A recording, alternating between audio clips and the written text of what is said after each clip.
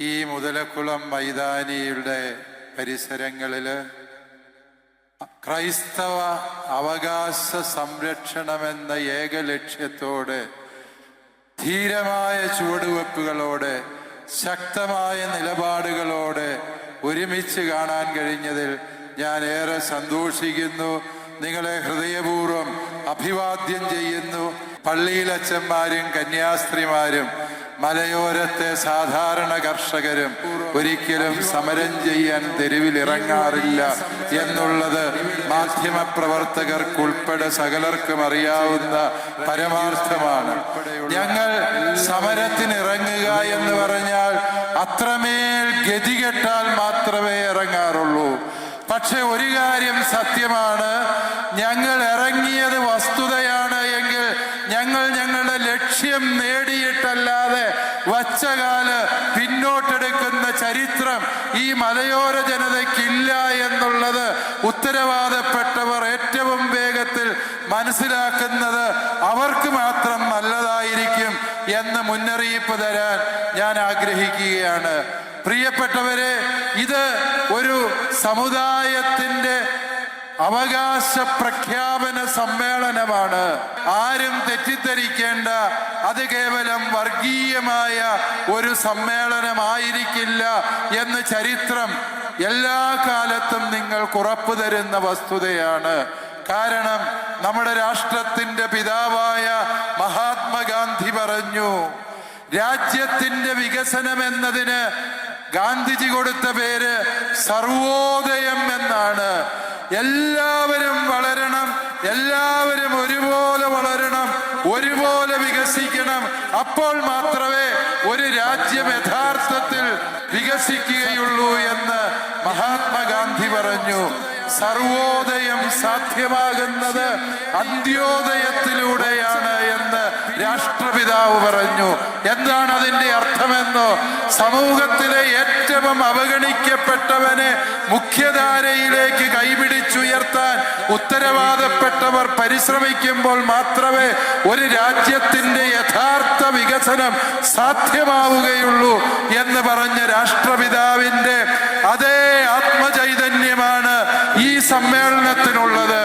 ഇവിടെ സമുദായങ്ങളുടെ അവകാശ സമ്മേളനം എന്ന് പറയുമ്പോൾ ആരും ഭയപ്പെടേണ്ടതില്ല. ക്രൈസ്തവ സമുദായത്തിന് അർഹമായത് മാത്രം ഈ സമുദായത്തിന് നൽകണം, അത് നൽകിയേ തീരൂ എന്നാണ് ഈ സമ്മേളനം സർക്കാരിനോട് പറയുന്നത്. പ്രിയപ്പെട്ടവരെ, ഏതെങ്കിലും ഒരു സമുദായം മാത്രം ശക്തി പ്രാപിക്കുന്നത്, വളരുന്നത്, മറ്റ് സമുദായങ്ങളുടെ അവകാശങ്ങൾ കവർന്നെടുക്കുന്നത് ശരിയായ നിലപാടല്ല. അപ്രകാരമുള്ള നിലപാടുകൾ തിരുത്തുന്നതാണ് യഥാർത്ഥ ജനാധിപത്യം, അതാണ് യഥാർത്ഥ മതേതരത്വം, അതാണ് ഭാരതത്തിന്റെ യഥാർത്ഥ ഭരണഘടന വിഭാവനം ചെയ്യുന്ന വികസനം എന്ന സത്യം ഉത്തരവാദപ്പെട്ടവരെ ഓർമ്മിപ്പിക്കാനാണ് ഈ മുതലക്കുളം മൈതാനിയിലെ സമ്മേളനത്തിൽ നാം ലക്ഷ്യം വയ്ക്കുന്നത്. പ്രിയപ്പെട്ടവരെ, ഈ നാളുകളിൽ രാജ്യം ഏറ്റവും അധികം ചർച്ച ചെയ്ത ഒരു വിഷയം എന്ന് പറഞ്ഞത് വഖഫ് ബില്ലിന്റെ പാസാക്കലാണ്. തീർച്ചയായും കേരളത്തിലെ സഭാ നേതൃത്വം വഖഫ് ബില്ലിന് പൂർണ്ണ പിന്തുണ നൽകിക്കൊണ്ട് ഈ ബില്ലിനെ അനുകൂലിച്ച് വോട്ട് ചെയ്യണമെന്ന് ഇവിടുത്തെ എംപിമാരോട്, ജനപ്രതിനിധികളോട് പറഞ്ഞു. അതൊരു വലിയ അപരാധമായോ അബദ്ധമായോ പലരും ചിത്രീകരിക്കാൻ ശ്രമിക്കുന്നതും ക്രൈസ്തവര് വർഗീയമായി ചിന്തിക്കാൻ തുടങ്ങി എന്ന് അധിക്ഷേപിക്കുന്നതും ഈ നാളുകളിൽ ഞാൻ ശ്രദ്ധിച്ചു. അവരോടെല്ലാം ഞങ്ങൾക്ക് പറയാനുള്ളത് ഒന്നേയുള്ളൂ, വഖഫ് ബില്ലിനെ ഒരു സമുദായ വിഷയമായിട്ടല്ല സഭ മനസ്സിലാക്കുന്നത്, അത് സാമൂഹിക നീതിയുടെ വിഷയമായിട്ടാണ് ഞങ്ങൾ മനസ്സിലാക്കുന്നത്. സാമൂഹിക നീതിയുടെ വിഷയം എന്ന് പറയുമ്പോൾ പ്രിയപ്പെട്ടവരെ, അത് കേവലം ക്രിസ്ത്യാനിക്കോ മുസ്ലിമിനോ ഹിന്ദുവിനോ മാത്രമുള്ളതല്ല.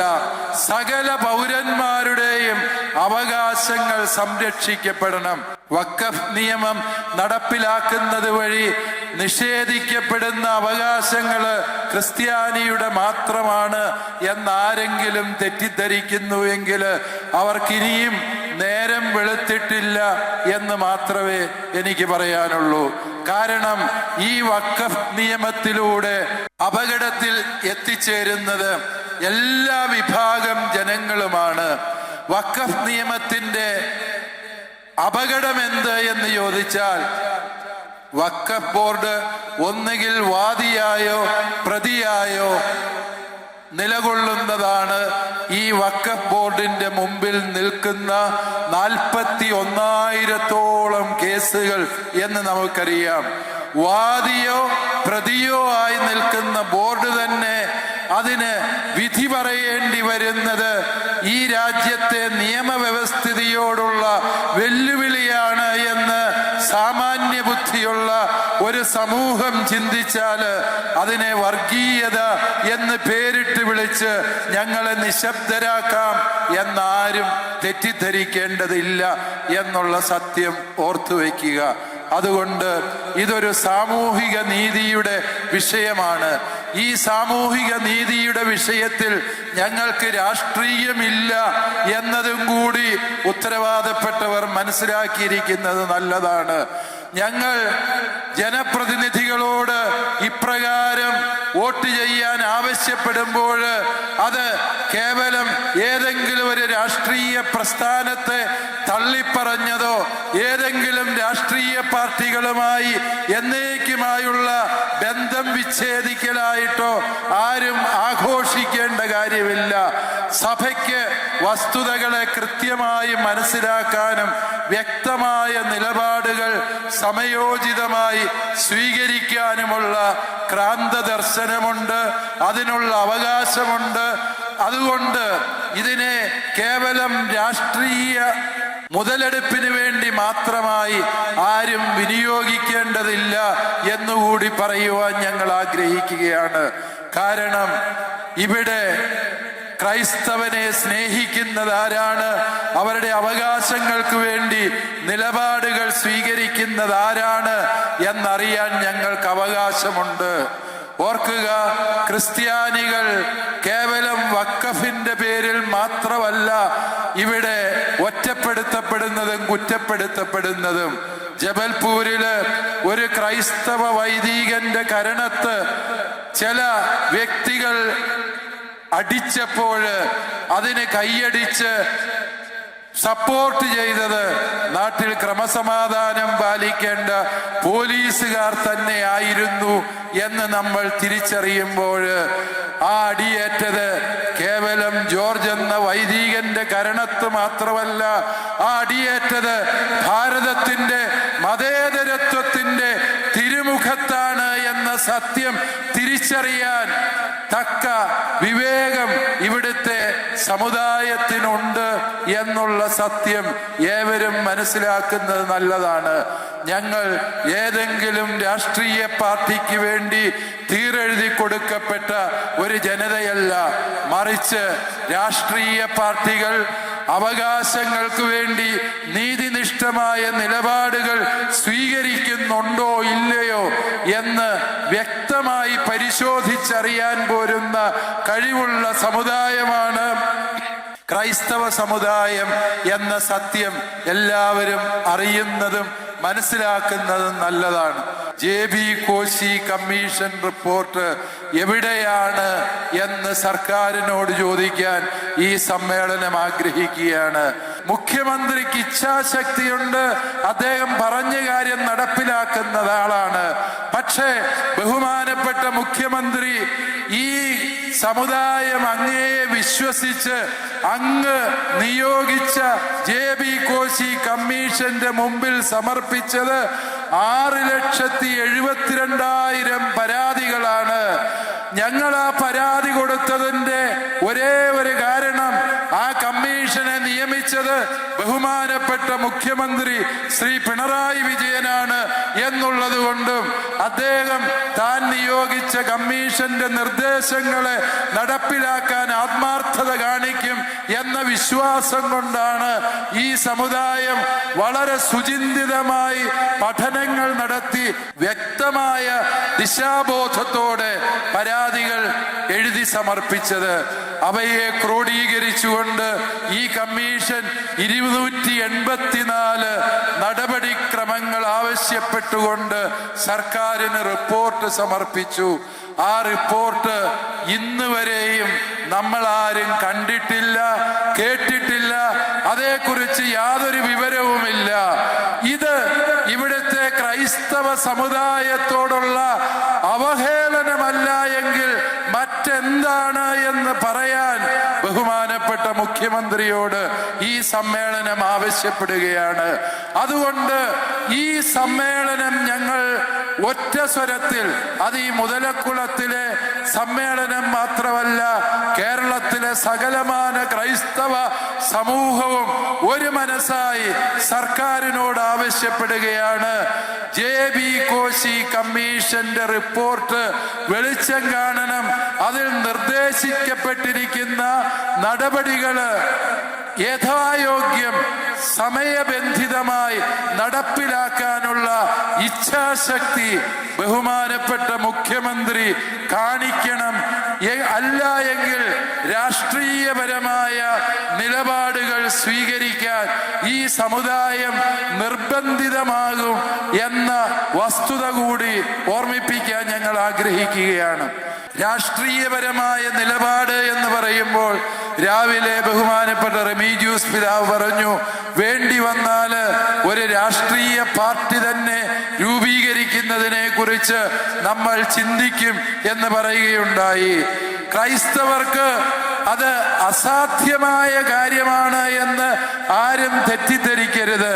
ഞങ്ങൾ പ്രത്യക്ഷ രാഷ്ട്രീയത്തിന്റെ ഭാഗമാകാൻ ആഗ്രഹിക്കുന്നതിന് പകരം മുഖ്യധാര രാഷ്ട്രീയ പ്രസ്ഥാനത്തിന്റെ നീതിയും സത്യവും ഉണർത്തിയെടുക്കാൻ പരിശ്രമിക്കുന്ന നിലപാടാണ് നാളിതുവരെയും സ്വീകരിച്ചത് എങ്കിൽ ആ നിലപാട് പാഴായി പോകുന്ന നിലപാടാണെന്നോ ആ നിലപാട് അടിസ്ഥാന ശൂന്യമാണോ എന്ന് ഈ സമുദായത്തിന് തോന്നിത്തുടങ്ങിയാൽ, അല്ലയോ രാഷ്ട്രീയ കക്ഷികളെ, നിങ്ങൾ ഫിക്സഡ് ഡിപ്പോസിറ്റായി കരുതിയ ഈ സമുദായത്തിന്റെ വോട്ട് നിങ്ങൾക്ക് എന്നേക്കുമായി നഷ്ടപ്പെടുന്ന രാഷ്ട്രീയ നിലപാടുകൾ സ്വീകരിക്കാൻ ഈ ക്രൈസ്തവ സമുദായത്തിന് രണ്ടാമതൊന്ന് ആലോചിക്കേണ്ട കാര്യം പോലുമില്ല എന്ന സത്യം നിങ്ങൾ മനസ്സിലാക്കുക.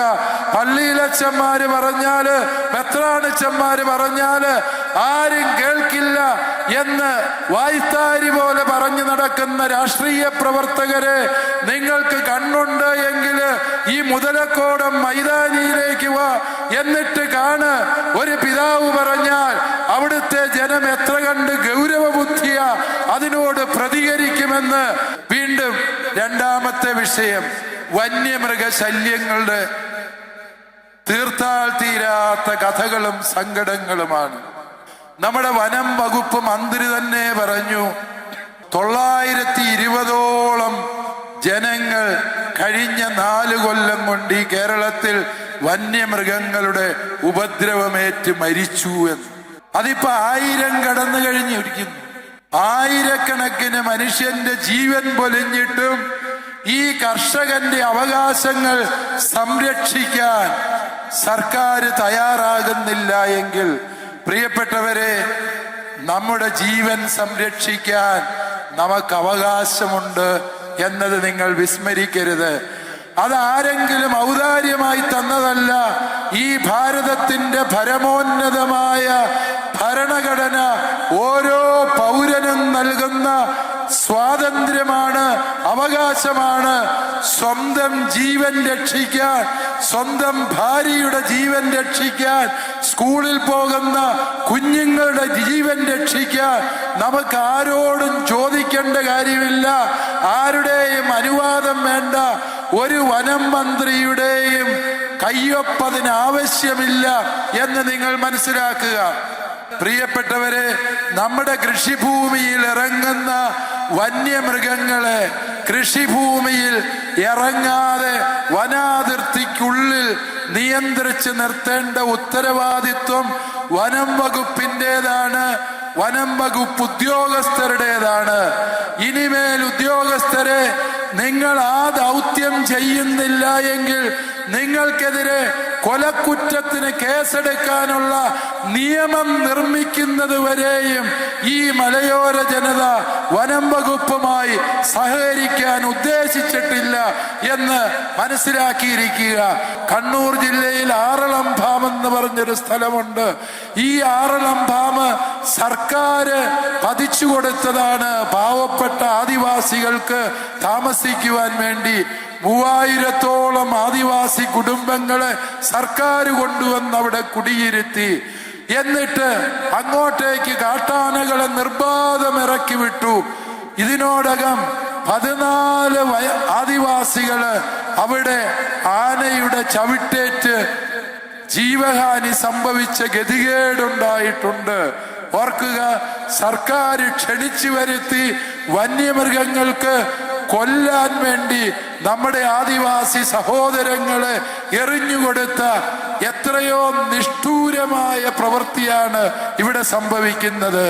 ഞങ്ങൾക്ക് വനം വകുപ്പിനോടൊന്നേ പറയാനുള്ളൂ, വനത്തിൽ നിന്ന് 10, 20, 25, 30, 40, 50 കിലോമീറ്ററുകൾ അകലെയുള്ള ഞങ്ങളുടെ കൃഷിഭൂമിയിൽ ഇറങ്ങുന്ന പന്നികളെ ഇനിമേൽ ഞങ്ങൾ കാട്ടുപന്നികളായി പരിഗണിക്കാൻ തയ്യാറല്ല.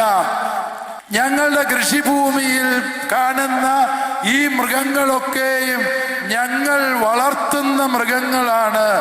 അവയെ യഥേഷ്ടം ഞങ്ങൾക്ക് കൈകാര്യം ചെയ്യാൻ അവകാശമുണ്ട്.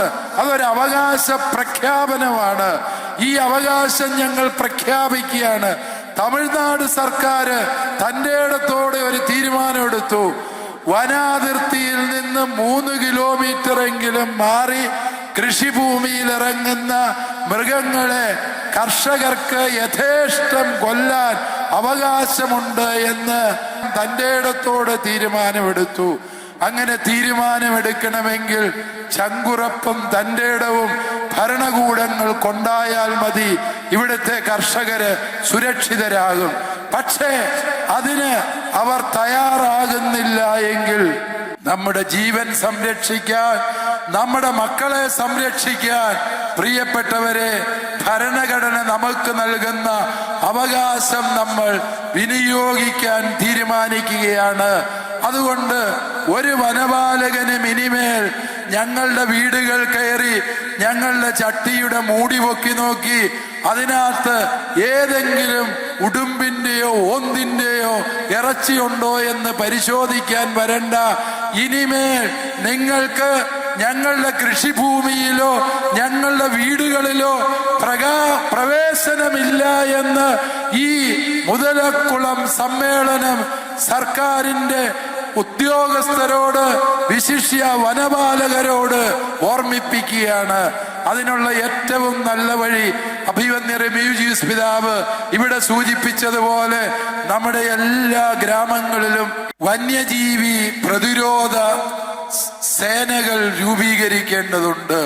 വന്യജീവികളെ മാത്രമല്ല, വന്യജീവികളെക്കാളും കിരാതമായ മനസ്സുള്ള ചില വനപാലകരെയും നമ്മൾ പ്രതിരോധിക്കേണ്ടി വരും എന്ന് അറിഞ്ഞുകൊണ്ട് തന്നെ വേണം ഈ പ്രതിരോധ സേന രൂപീകരിക്കാൻ.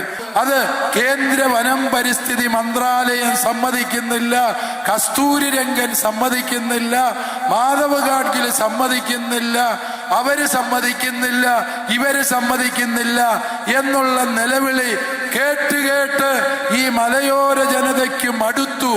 ഇനി നിങ്ങളുടെ ആരുടെയും സമ്മതം ഞങ്ങൾക്ക് ആവശ്യമില്ല, ഞങ്ങളുടെ ജീവൻ രക്ഷിക്കാൻ ഞങ്ങൾക്ക് അവകാശമുണ്ട് എന്ന് അല്ലയോ ഉത്തരവാദപ്പെട്ട വ്യക്തികളെ നിങ്ങൾ മനസ്സിലാക്കിയിരിക്കുക. വീണ്ടും അവസാനമായി, ലഹരിക്കെതിരായി കേരള സർക്കാർ നടത്തുന്ന വലിയ സമരങ്ങളെ, അതുപോലെ പോരാട്ടങ്ങളെ, ലഹരി വേട്ടകളെ ഈ സമ്മേളനം സർവാത്മന പിന്തുണയ്ക്കാൻ ആഗ്രഹിക്കുകയാണ്. ഒരു കുഞ്ഞുപോലും ലഹരിക്ക് അടിപ്പെട്ടു പോകരുത്. ലഹരി കൊടുത്ത് മയക്കി കുഞ്ഞുങ്ങളെ തട്ടിക്കൊണ്ടുപോവുകയും അവരെ ചൂഷണം ചെയ്യുകയും ചെയ്യുന്ന മാഫിയകൾ ഇന്നാട്ടിൽ വളർന്നു വരുന്നുണ്ട്. അവർക്ക് പിന്തുണ കൊടുക്കാൻ ജാതിയുടെയോ മതത്തിന്റെയോ മറ ആരും ഉപയോഗിക്കാൻ പാടില്ല.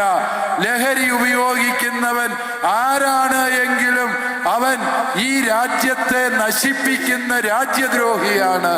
അവരെ നിയമത്തിന്റെ മുമ്പിൽ കൊണ്ടുവരുവാൻ, അങ്ങനെ നമ്മുടെ വളരുന്ന തലമുറകൾക്ക് സംരക്ഷണമൊരുക്കുവാൻ സർക്കാർ ഏതറ്റം വരെയും പോയി എടുക്കുന്ന നടപടികളെ നമ്മൾ പിന്തുണയ്ക്കുമെന്ന് മാത്രമല്ല, ഈ ലഹരിയുടെ വിതരണം നമ്മുടെ പള്ളിക്കൂടങ്ങളുടെ പരിസരങ്ങളിലോ നമ്മുടെ കുടുംബങ്ങളിലേക്കോ കടന്നു വരാതിരിക്കാൻ കണ്ണിൽ എണ്ണയൊഴിച്ച് ജാഗ്രതയോടെ കാവൽ നിൽക്കേണ്ട സമയം അതിക്രമിച്ചു എന്ന സത്യം കൂടി നമ്മൾ തിരിച്ചറിയണം.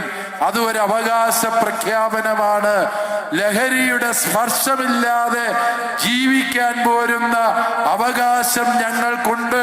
ആ അവകാശം ഞങ്ങൾ വിനിയോഗിക്കുക തന്നെ ചെയ്യും എന്നുള്ള സത്യം ഈ സമ്മേളനം നടക്കുമ്പോൾ മുനമ്പത്ത് കഷ്ടത അനുഭവിക്കുന്ന നാനാജാതി മതസ്ഥരായ ആ മുനമ്പം നിവാസികളെ ഓർക്കാതെ ഈ പ്രസംഗം അവസാനിപ്പിക്കുന്നത് കൃത്യവിലോപമാണ് എന്ന് ഞാൻ വിചാരിക്കുന്നു. മുനമ്പം നിവാസികളോട് ഞങ്ങൾക്ക് പറയാനുള്ളത്, ഏതെങ്കിലും രാഷ്ട്രീയ പാർട്ടികൾ പറയുന്ന വിൺവാക്കുകൾ കേട്ട് നിങ്ങൾ വിശ്വസിക്കരുത്. നിങ്ങളുടെ ഭൂമിയിൽ റവന്യൂ അവകാശം നിങ്ങൾക്ക് ഉറപ്പുവരുന്നത് വരെയും, അല്ലയോ മുനമ്പം നിവാസികളെ, നിങ്ങളോടൊത്ത് ഈ മലയോര ജനത ഒറ്റക്കെട്ടായിട്ടുണ്ടാകും. ആ റവന്യൂ അവകാശം നിങ്ങൾക്ക് രേഖാമൂലം കിട്ടുന്നത് വരെയും ഈ സമരത്ത് നിന്ന് ഒരു ചുവട് പോലും നിങ്ങൾ പിന്നോട്ട് മാറരുത്. നിങ്ങൾക്ക് വേണ്ടി കൂടിയാണ് ഞങ്ങൾ മുതലക്കുളത്ത് സമ്മേളിച്ചത് എന്ന് ഓർമ്മിപ്പിച്ചുകൊണ്ട് ഒരിക്കൽ കൂടി നിങ്ങളെ എല്ലാവരെയും അഭിവാദ്യം ചെയ്തുകൊണ്ട് ഈ മഹാസമ്മേളനം മലയോര ജനതയുടെ അവകാശങ്ങളുടെ ഉണർത്തുവാകട്ടാകട്ടെ എന്ന ആശംസയോടെ ഈ സമ്മേളനം ഉദ്ഘാടനം ചെയ്തതായി അറിയിക്കുന്നു. ജയ് ഭാരത്, ജയ് കിസാൻ.